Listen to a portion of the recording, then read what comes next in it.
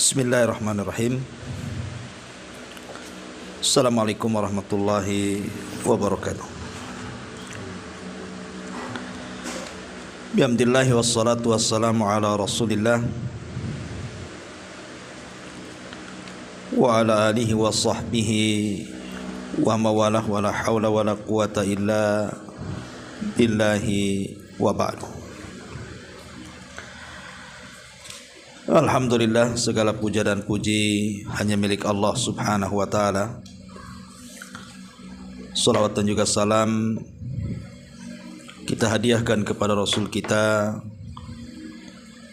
Nabi besar Muhammad sallallahu alaihi wa ala alihi wasallam.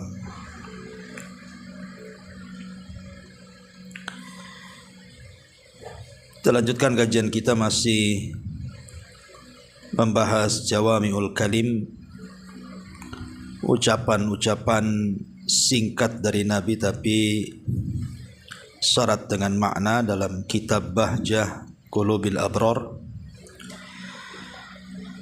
Dan kita masuk pada hadis ke-12.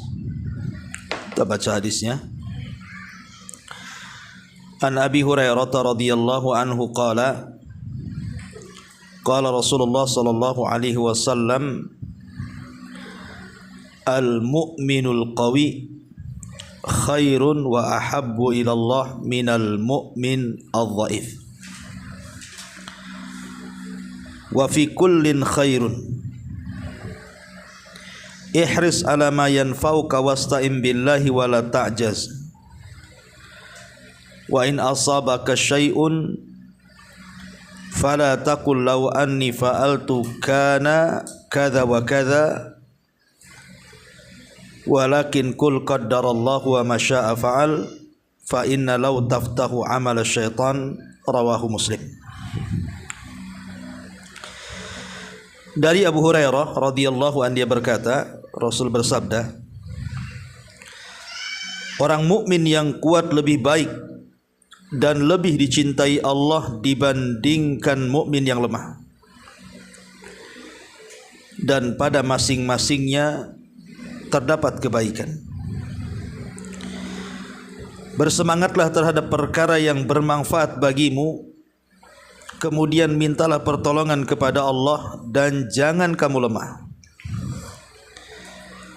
Jika kamu ditimpa musibah, maka janganlah kamu mengatakan, seandainya aku melakukan demikian, niscaya akan terjadi demikian dan demikian.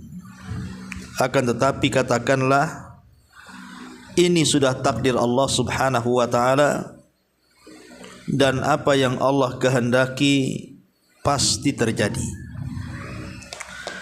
Karena sesungguhnya ucapan seandainya ini dan itu hanyalah akan membuka pintu syaitan. Taib. Hadis ini, ma'asyiral muslimat yang dimuliakan Allah Azza wa Jal,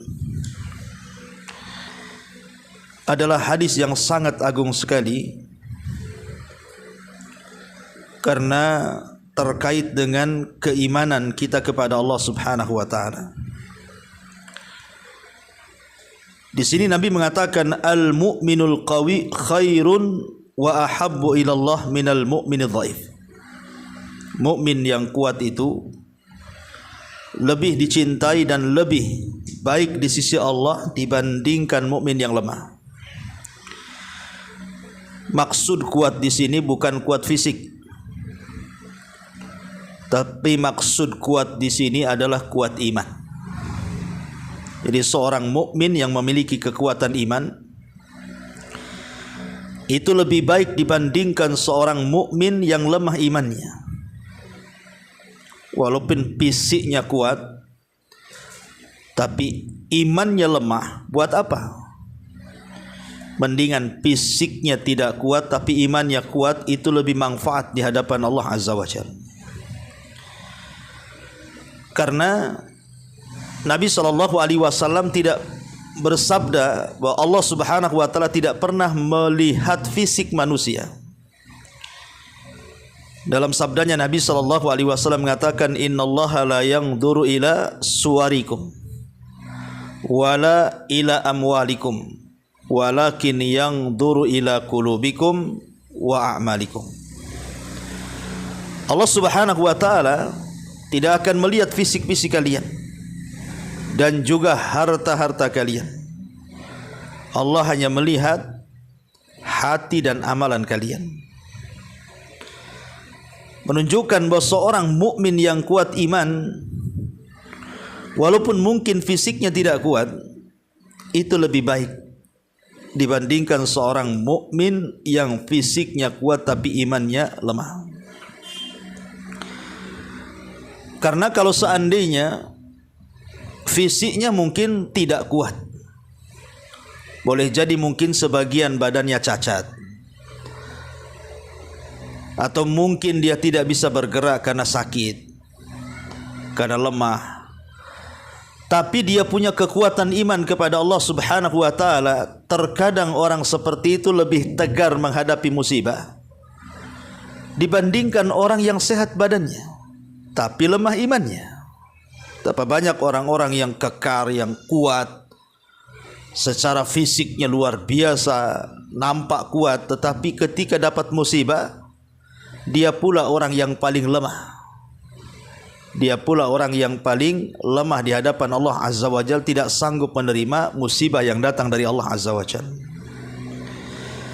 Karena iman itu, itu bisa menggerakkan segalanya.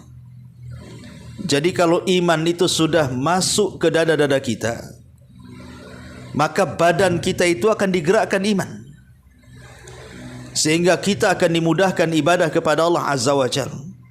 Mudah untuk melaksanakan solat, baik solat wajib atau solat sunnah.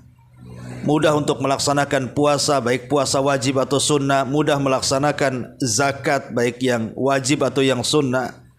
Mudah melakukan ketaatan-ketaatan yang lain, zikir, baca Quran dan yang lain sebagainya. Karena iman itu yang menggerakkan. Iman itu yang menggerakkan sehingga orang bisa bertutur kata dengan tutur kata yang baik, itu karena imannya. Orang bisa bersikap dengan akhlak yang baik karena imannya. Jadi segala sesuatu hal yang positif itu digerakkan oleh iman.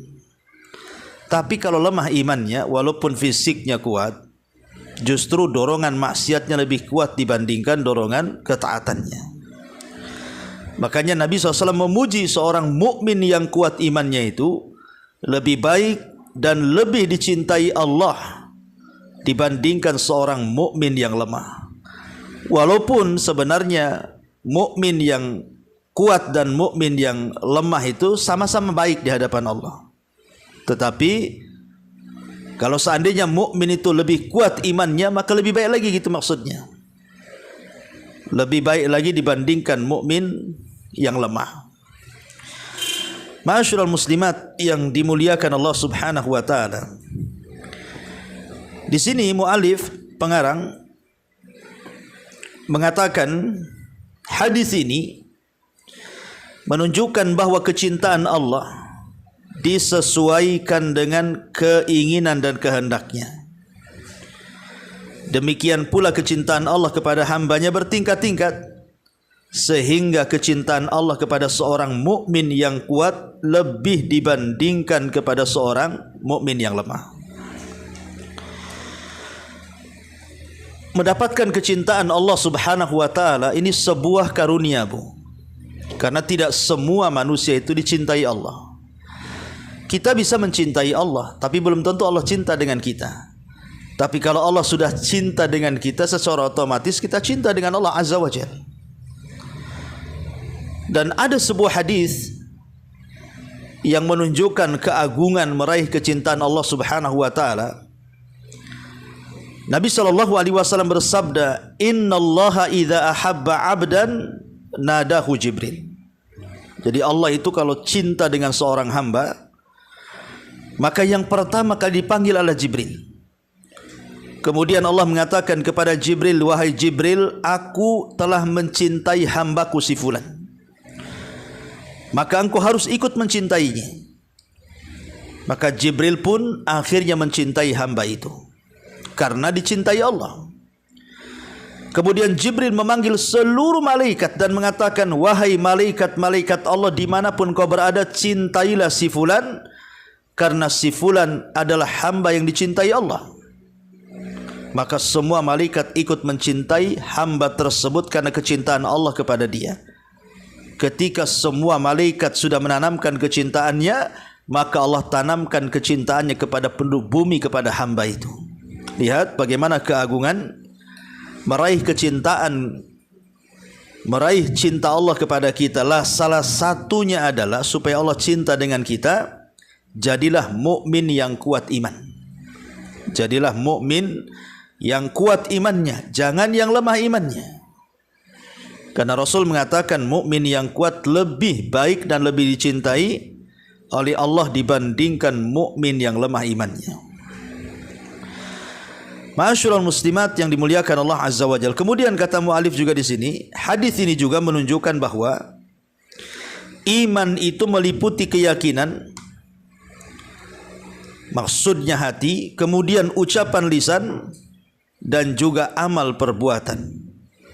Dan inilah madhab ahli sunnah wal jamaah ketika bicara soal iman. Iman itu berkaitan dengan keyakinan hati, ucapan lisan, dan ada perbuatannya, dan bisa bertambah dengan ketaatan dan bisa berkurang dengan kemaksiatan kepada Allah Azza wa Jalla. Kemudian juga kata beliau, hadis ini juga termasuk salah satu dalil yang digunakan oleh para salaf untuk menerangkan bahwa iman itu dapat bertambah dan dapat berkurang. Disesuaikan dengan kadar ilmu, pengetahuan dan imannya, serta sesuai dengan bobot amalannya. Tadi saya sudah terangkan Bu, bahwa iman seseorang itu bisa melambung, bisa merosot, bisa bertambah, bisa berkurang. Lah seseorang yang imannya kuat itu disebabkan karena ketaatannya kepada Allah Azza wa Jalla. Ibu kalau seandainya anggaplah 1 bulan ini berazam tidak akan meninggalkan sholat malam, tidak akan meninggalkan duha, tidak akan meninggalkan membaca Quran setiap harinya walaupun 1 lembar, tidak akan meninggalkan sedekah walaupun tak banyak, dan ibu istiqomah 1 bulan saja dengan ibadah-ibadah sunnah selain yang wajib itu, saya yakin Bu, iman ibu akan naik secara drastis, dan ibu akan menjadi seorang mukminah yang kuat imannya. Tapi kalau seandainya dalam 1 bulan ini sama sekali tidak ada aktivitas ibadah, jangankan lagi cerita solat sunnah, solat wajib aja ditinggalkan dia. Jangan lagi puasa sunnah, puasa Ramadan pun tidak melakukannya. Jangan lagi sedekah zakat yang wajib aja dia bakhil. Dan begitu seterusnya Bu, saya pastikan imannya merosot. Pasti futur hidupnya, gak akan semangat hidup, dan yang dipikirnya hanya dunia dan kesenangannya saja. Itulah mukmin yang lemah. Mukmin yang lemah seperti itu. Taib, ma'asyiral muslimat yang dimuliakan Allah Azza wa Jalla. Kemudian juga di sini kata pengarang, ketika Nabi mengunggulkan orang-orang yang beriman, yang kuat imannya dibandingkan orang yang beriman yang lemah imannya, maka dikhawatirkan ada orang-orang yang salah sangka, mengira bahwasanya terdapat celaan bagi orang-orang yang beriman yang lemah imannya, sehingga beliau ingin mematahkan suudon orang kepada Rasul, mengatakan wa kullun khair. Kata Nabi SAW, wa fi kullin khairun. Walaupun demikian, selama dia seorang mukmin tetap ada kebaikannya. Kalau dia seorang mukmin masih ada iman walaupun lemah imannya, itu masih baik dibandingkan orang kafir. Tetapi kalau seandainya mau dibanding-banding, yang satu mukmin kuat iman, yang satu mukmin lemah iman, ya tentu mukmin yang kuat iman lebih baik.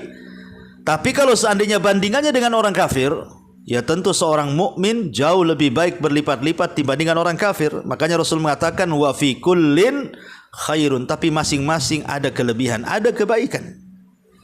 baik mukmin yang kuat imannya atau mukmin yang lemah imannya. Ma'asyiral muslimat yang dimuliakan Allah Subhanahu wa taala. Kemudian juga beliau mengatakan di sini, dalam hadis ini juga terdapat faedah bahwa kondisi orang-orang yang beriman itu berbeda-beda dalam hal kebaikan, kecintaan kepada Allah, dan dalam hal menjalankan agamanya.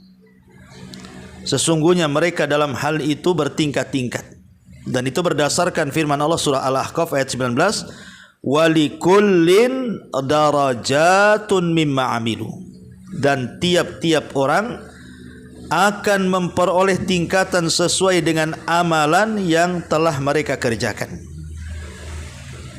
Jadi keimanan seseorang itu bertingkat-tingkat, Bu, sesuai dengan amalannya kan, Bu. Orang yang rajin ibadah, orang yang senantiasa hadir di majelis taklim, apabila suatu hari kena musibah umpamanya, karena dia sudah punya ilmu, sudah punya iman, dia tahu cara menghadapinya, maka akan lebih tenang dibandingkan orang yang sama sekali tidak hadir di majelis taklim, kurang ibadah. Kalau sudah kena musibah itu pasti mereka akan kalut, akan stres karena tidak tahu bagaimana cara menghadapinya. Itulah kelebihan orang yang imannya kuat, karena dia punya pengetahuan yang kuat sehingga dia bisa menghadapi apapun kesulitan yang akan dihadapinya. Tapi orang jahil, macam mana dia menghadapi kesulitan? Dia sendiri jahil, tidak tahu caranya. Ma'asyiral muslimat yang dimuliakan Allah Azza wa Jalla. Makanya Nabi SAW pada lafaz hadis berikutnya mengatakan apa? Ihris ala ma yanfa'uka. Ihris ala ma yanfa'uka. Wasta'im billahi wala ta'jaz. Apa kata Rasul? Ihris ala ma yanfa'uka. Bersemangatlah terhadap perkara yang bermanfaat untukmu. Dari sini ada kaidah, Bu, ada kaidah para ulama. Kalau ada dua perkara yang sama-sama harus kita kerjakan, maka ibu harus melihat dari dua perkara itu mana satu yang lebih menguntungkan dan bermanfaat untuk dunia kita dan akhirat kita. Itu maksudnya ihris ala ma yanfa'uka itu. Kejarlah yang mendatangkan manfaat untukmu. Artinya kalau seandainya tidak ada manfaat, tidak usah dikejar. Dan kalau ada dua perkara yang masing-masing juga ada manfaatnya, maka ambillah salah satu yang jauh lebih manfaatnya, lebih besar lagi. Atau yang satu ada manfaatnya, ada yang satu tidak ada manfaatnya, ambil yang ada manfaatnya. Contoh nih, Bu, ibu waktu datang ke pengajian sini, ada dua kawan yang ngajak sama ibu. Satu ngajak ke pengajian, ayo kita ngaji, ini kan jadwal hari Rabu nih di rumah Pak Jul. Yang satu pula ngajak ke shopping, Bu, ayo kita jalan-jalan yuk ke Mega Mall atau kemana kan, atau ke Mall Taman Raya sini, jalan-jalan aja kan. Itu nanti kira-kira apa yang bisa ditengok-tengok, yang bisa dibeli-dibelilah kan begitu. Lah kalau ibu ini cerdas memikirkan, kan ibu harus pertimbangkan apa manfaat saya di mall, kecuali memang ada yang dibeli dan urgent. Tetapi kalau ke pengajian kan sudah jelas manfaatnya kan. Duduk di pengajian pasti dapat ilmu. Yang kedua, dosa-dosanya diampuni. Yang ketiga, malaikat mendoakan kita. Yang ketiga, kita duduk di taman-taman sorga, dan banyak keutamaannya. Berarti kalau kita disuruh memilih dua perkara, yang satu nampak manfaatnya sedikit, yang satu manfaatnya besar sekali, ambil yang manfaatnya besar. Itulah kata Rasul, ihris ala ma yanfa'uka. Ambillah yang sangat bermanfaat dalam kehidupanmu. Umpamanya lagi, contohnya yang mudah lah. Umpamanya ibu, di depan ibu ada handphone. Hari-hari kan ibu pegang handphone tuh. Lebih banyak pegang handphone daripada dompet kan, Bu, sekarang ini. Lah di handphone itu kan banyak tuh macam-macam itu kan. Umpamanya ibu masuk ke YouTube, Di YouTube itu kan macam-macam tuh. Ada kajiannya Ustadz Abu Mero, ada kajiannya Ustadz ini, Ustadz itu, macam-macam. Di satu sisi ada drakor, drama Korea, ada sinetron ini, sinetron itu. Sekarang mana yang lebih manfaat, Bu? Ibu nonton gitu sampai merah mukanya atau merah matanya nengok sinetron yang gak jelas. Yang satunya pula channel isinya semua dakwah. Seorang mukmin tentu akan mengambil yang besar manfaatnya. Ihris ala ma yanfa'uka. Ambil yang manfaatnya jelas. Ya, daripada kemudian yang tidak jelas kemudian kita sudah tidak mendapatkan apapun dari tontonan yang kita tonton, yang lebih besar daripada itu terkadang membawa dosa dan maksiat, naudzubillah. Ihris ala ma yanfa'uk. Kemudian wasta'in billah. Minta pertolongan kepada Allah Azza wa Jalla. Wala ta'jaz, dan jangan merasa lemah. Jangan merasa lemah. Di sini ada 3 perkara kan? Kalau kita hendak melakukan sesuatu, lihat manfaat dan tidaknya. Yang kedua, jangan lupa sandarkan kepada Allah. Yang ketiga, jangan pernah melemah imannya di situ. Contoh, ibu mau bangun malam, mau sholat malam, kan jelas manfaatnya tuh Bu, dunia akhirat, ya. Tapi kan ibu ini orangnya tiduran, susah bangun. Maka ibu berusaha untuk mencari sebab supaya bisa bangun malam. Dengan cara apa? Minta pertolongan kepada Allah. Ya Allah, mudah-mudahan kau bangunkan aku di sepertiga malam ini. Aku ingin tahajud. Kemudian wala ta'jaz, jangan lemah, cari sebab. Beli jam beker yang suaranya 1 kilo, letakkan di pinggir kuping tuh. Akan bangun nanti tuh, ya. Nah, itulah maksudnya seorang mukmin itu, selain daripada perkara yang diambil itu manfaat, yang kedua melibatkan Allah dalam perkara itu supaya perkara itu mudah diuraikan, dan yang ketiga juga jangan lemah, cari sebab. Ya, cari sebab. Kalau seandainya ibu sudah mengambil yang manfaat, sudah melibatkan Allah dengan cara minta pertolongan Allah, sudah juga berusaha menguatkan iman, qadarullah nih Bu. Rupanya keinginan yang kita inginkan tidak sama pula dengan keinginan Allah. Contoh, ibu mau umroh, ya ibu mau umroh nih, sudah dikumpulin duitnya, udah cukup pula lah duitnya itu. Kemudian ada 2 travel lah umpamanya nawarin ibu, ya, nawarin ibu tuh 2 travel. Dan ibu sudah percaya dengan 2 travel umroh tersebut. Akhirnya ibu timbang-timbang, travel A sajalah, nampaknya lebih baik, insya Allah lebih amanah. Akhirnya ibu daftar umroh ke travel A. Kemudian ibu sudah meminta pertolongan, ya Allah, mudah-mudahan saya sampai di kota Mekah, bisa umroh, kemudian juga bisa selamat pulang. Kemudian ibu juga berusaha meningkatkan iman, tidak lemah, dengan mempersiapkan segalanya. Qadarullah. Qadarullah Bu. Kemudian dari pihak travel ngumumkan visa ibu tak keluar, umpamanya. Sementara travel yang B-nya memberangkatkan orang. Travel A yang kita anggap itu amanah, rupanya tidak keluar visanya. Travel B pula berangkat pula bisa memberangkatkan. Apa kata ibu? Tuh kan, coba saya memilih travel yang B, ngapain pula travel yang A, udah sampai aku ke Mekah. Nah, itu begitu ya Bu ya. Nah, itu tidak boleh. Karena ini semua sudah takdir Allah. Sebab kalau Allah sudah mentakdirkan ibu umroh sampai di Mekah Bu, pasti akan sampai di sana walaupun pakai travel A, tidak pakai travel B. Pasti akan keluar visanya kalau sudah dicatat ibu itu memang umroh di Lauhil Mahfuz. Itu namanya belum takdirnya. Ya, makanya di sini kata Nabi sallallahu alaihi wasallam, wa in asabaka syai'un fala taqul lau anni fa'altu kada lakana kada wa kada. Kalau seandainya sesuatu menimpamu, jangan kau katakan seandainya aku melakukan ini tentu akan begini dan begitu. Enggak boleh. Ya. Jadi itu semua sudah takdir Allah. Ibu mau ke pengajian dari rumah nih Bu ya kan? Ada dua jalan. Yang satu jalan berlobang tetapi dekat jaraknya ke pengajian. Yang satu pula jalannya cantik bagus.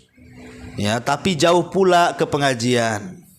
Jadi ibu pikir manalah, takutnya kalau jalan yang jauh walaupun bagus nanti macet, nanti tak sampai pula di pengajian, tahu-tahu sampai udah bubar, jalan dekat saja. Kemudian ibu sudah niat supaya cepat jalannya, kemudian juga sudah meminta pertolongan Allah mudah-mudahan sampai tujuan, dan ibu sudah mempersiapkan segalanya. Qadarullah Bu, motor yang ibu tunggangi masuk lubang. Jatuh pula ibu di situ. Tapi yang patah alhamdulillah bukan ibunya tapi motornya. Kemudian ibu bilang, tuh kan, coba tadi jalan yang bagus itu. Ngapain pula aku jalan sini? Coba nggak jalan sini nggak masuk lubang aku katanya.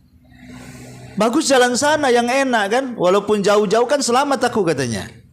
Nggak boleh ibu mengatakan seperti itu. Kenapa? Karena itu sudah keinginan ibu yang sudah berkeinginan ingin jalan ke situ. Bahkan sudah diperiksa motornya, bahkan ibu sudah iktikad biar lebih baik dan begitu seterusnya, udah ada usaha lah. Qadarullah pula dapat musibah Bu. Tiba-tiba mengatakan, tuh kan kalau tadi saya jalan ke sana, tentu nggak seperti ini. Itu tak boleh Bu. Ya, karena ini sama dengan menolak takdir. Itu namanya su'ul adab. Buruk adabnya kepada Allah Subhanahu wa taala. Tidak sampainya ibu ke pengajian itu karena motornya masuk lubang itu sudah dicatat loh di Lauhil Mahfuz sebelum Allah menciptakan langit dan bumi. Bahkan terkadang sesuatu yang kita anggap jelek itu Bu, belum tentu jelek. Karena kita tidak tahu di balik jelek itu ada takdir baik untuk kita kan Bu. Makanya Allah dengan tegas dalam Al-Quran mengatakan, wa asa an takrahu syai'an wa huwa khairul lakum. Boleh jadi sesuatu yang dibenci itu baik pula lah untuk kita. Contoh umpamanya, ibu mau safar, mau ke Padang, ya kan? Kan banyak orang Padang di sini. Mau ke Padang, sudah beli tiket gitu ya, mahal-mahal pula tiketnya itu. Kemudian ibu sudah bawa beban banyak, entah oleh-oleh, entah baju ibu sendiri, pokoknya wah sudah dibawa semua lah tuh untuk oleh-oleh ke Padang tuh. Udah check out lagi gitu ya, udah check in gitu di pesawat, sudah nunggu di ruang tunggu. Tahu-tahu ibu ketiduran pula di situ. Tidur, pesawatnya udah sampai Padang, ibu masih duduk aja tuh di ruang tunggu tuh. Tiba-tiba ketika bangun, wah nyesalnya naudzubillah. Seolah-olah nyalahkan diri sendiri, dasar tiket macam-macam. Itu kan sesuatu yang bagi ibu dianggap buruk kan Bu. Tetapi kira-kira mungkin setelah itu ibu dapat berita di handphone, pesawatnya pula kecelakaan di Padang. Coba akhirnya dengar mati semua di situ. Kira-kira seneng gak Bu? Rugi uang beli tiket, tapi kemudian ibu selamat jiwanya, atau selamat pula ibu naik pesawat tapi kemudian mati pula karena kecelakaan Bu? Milih mana kan Bu? Itulah yang terkadang wa asa an takrahu syai'an wa huwa khairul lakum. Terkadang apa yang kita anggap jelek itu rupanya pula ada takdir baik lah untuk kita tuh. Itulah yang disebut fala taqul law anni fa'altu lakana kadza wa kadza. Walakin akan tetapi kalimat yang benar itu jangan pakai lau seandainya ini seandainya itu, jangan. Katakanlah kalau dapat musibah itu qaddarallahu wa ma syaa fa'ala. Ya, ini semua sudah takdir Allah. Kalau Allah berkehendak pasti terjadi. Kalau Allah tidak berkehendak ya tidak terjadi. Ibu kalau setiap ucapan kena musibah ngomong begini, tenang hidupnya Bu. Yakin tenang hidupnya. Ya. Ibu jatuh, qadarullah. Ya. Motornya rusak, sudahlah, udah takdir Allah. Apa lagi? Itu loh anaknya kecelakaan, ya sudah takdir Allah. Apalagi? Ya kan? Oh, usahanya kebakaran, pasar kebakaran mamanya kan, ludes semuanya. Ya sudah gimana? Qadarullah. Kalau berkehendak ya mungkin ini untuk menghapus dosa saya, atau mungkin saya kurang zakat, kurang sedekah, dan ambil hikmahnya. Karena di sebalik musibah itu ada hikmah tuh yang kita tidak tahu. Boleh jadi dalam rangka menggugurkan dosa-dosa kita, boleh jadi dalam rangka mengangkat derajat kita, boleh jadi dalam rangka mengingatkan kelalaian kita, dan macam-macam hikmah di balik takdir itu. Makanya tidak perlu sedih. Orang yang kalau sedikit-sedikit mengatakan kul qaddarallahu masyafal itu tenang hidupnya. Tapi orang yang enggak pernah menyandarkan perkara musibah kepada takdir, rungsep hidupnya, sedih, stres. Ya, kenapa? Karena enggak terima masalahnya. Enggak terima, dia diazab 2 kali. Diazab dengan musibahnya, diazab hatinya. 2 kali jadinya kan, fisiknya kena azab, hatinya pula kena azab. Ya. Kemudian Nabi SAW mengakhiri hadisnya dan mewanti-wanti kalimat, kalau seandainya begini, kalau seandainya begitu, itu semua kata Rasul, fa inna lau taftahu amal syaitan. Karena kalimat lau, seandainya ini, seandainya itu semua adalah pembuka amalan setan. Memang setan sengaja ngasih was-was. Kalau dapat musibah, setan datang membisikkan di telinganya. Ya kan, apa kataku? Kau jalan ke sini, harusnya kau jalan ke sana. Nah, itu setan tuh ngasih was-was. Ngapain juga lah kamu usaha, sekarang kamu bangkrut. Nah, kan rugi sendiri. Nah, padahal itu ujian dari Allah. Kita sudah tawakal kepada Allah, menyiapkan modal, kemudian skillnya sudah ada. Pas buka warung, rupanya nggak ada yang beli, bankrupt pula, ya kan? Mau diapakan lagi? Bukan rizkinya. Sebab kalau seandainya itu sudah rizkinya, nggak akan kemana. Rizki itu nggak mungkin diambil orang. Sebagaimana kita juga nggak mungkin ngambil rizki orang. Makanya di sini jangan ucapkan kalimat seandainya dan seandainya. Karena kalimat itu bisa membuka pintu setan. Wallahu alam.